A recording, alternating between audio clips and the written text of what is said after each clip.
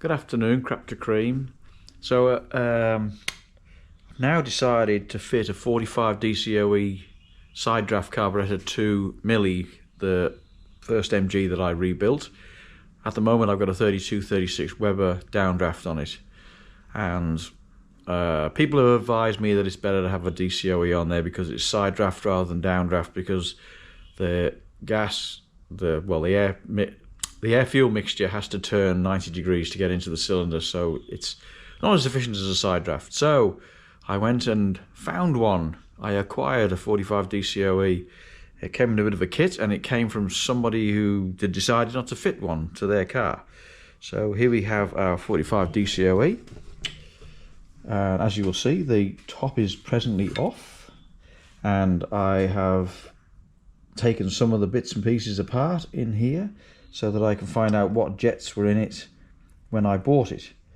I then found a sheet on the internet, which then gave me, because mine's a 77, so 75 on, and then it gives me all the various jets and their titles and what they are. And I then found an exploded diagram of a Weber 45 DCOE carburetor on the internet, as you do, with all the parts listed and what their proper appropriate names are, so that when you're looking for them and asking people for them, you can ask for the right parts. So like, yeah, main jet, idle jet, emulsion tube, air corrector jet, they're all named correctly. So what I'll do now is I will just put you on a little box on the side here, and then I'll go through what I have learned, and if anybody's got anything different to say, then I'll listen to constructive comment, of course. So in here right now, so in here we have the main jet, which is this one.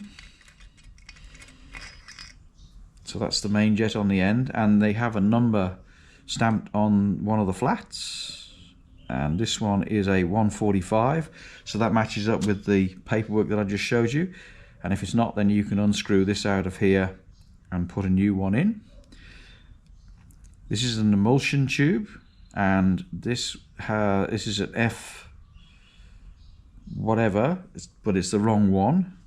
So I can then look up, and then you can take this out of here with a little bit of effort. That comes out of here, this screws out of here, and you can buy a new emulsion tube, and that goes back in there, and it gives you, on this paperwork here, it gives you all the various things here. Emulsion tube, so what I want is an F2, and what I've got is an F16, so I take the F16 out and I'll put an F2 in. So the main jet is the only jet actually that was correct, being a 145.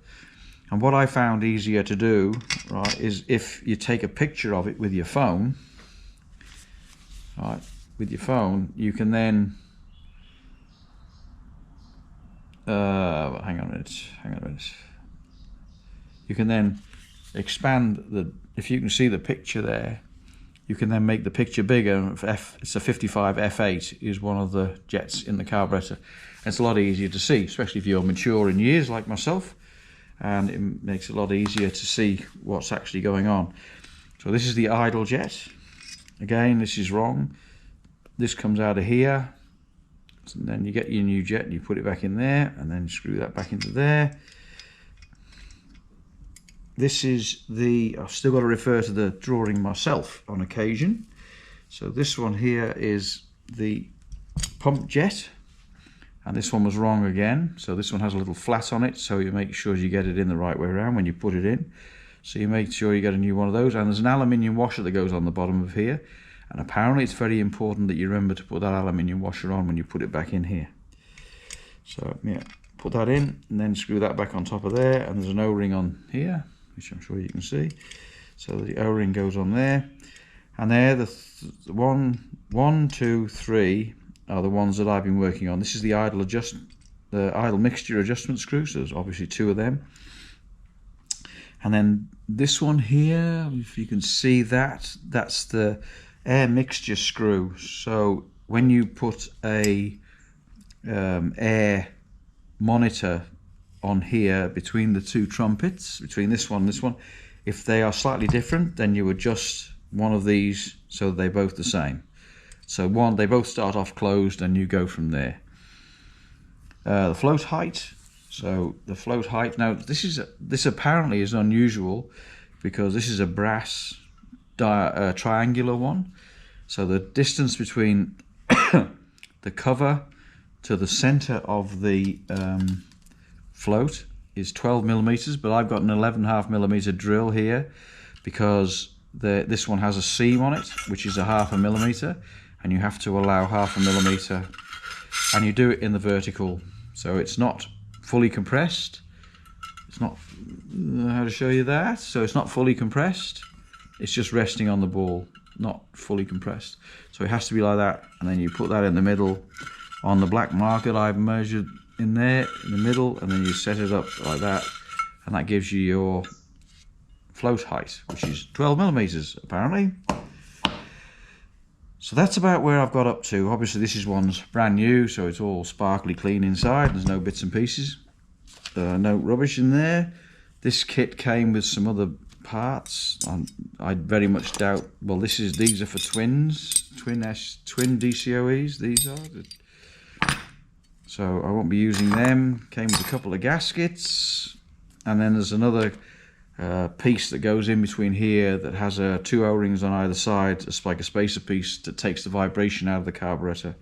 That, well, if the engine vibrates, it takes it out of the carburetor. So that's all I've got to say about that, really. So yeah, I've got the manifold. I've got the 45 DCOE manifold to go in. I just have to now wait for the jets to arrive. I've ordered the jets off various eBay sites to get the right jets for the carburetor. Most of them come from over east in Australia. I don't have to go anywhere else. You can get them out of the UK, the US, Azerbaijan, all sorts of wonderful places you can get them from. But anyway, so that's what I'm going to do now. I'll wait for the parts. Then when I've got the parts, I'll rebuild the carburetor, and I will then put it on the car and see how it runs. So this is the next little project that I'm set myself up to do. So yeah, the most useful parts have been the list of what needs to be set up, the exploded diagram of the Weber DCOE, so that I can get the part. I can go looking with the right names for the right parts, and then just taking the carburetor apart and having a look and seeing what it does. It all, yeah, makes it quite easy. So there you go. Yeah, thank you very much indeed for subscriptions. Thank you very much indeed for any comments, and yeah, any constructive comment are welcome. And yeah, great. Thank you for everything that I receive on YouTube. I never ever dreamed, as I've said before, that I would have got this far or gone where I've gone with this. So yeah, thank you very much indeed, and bye for now.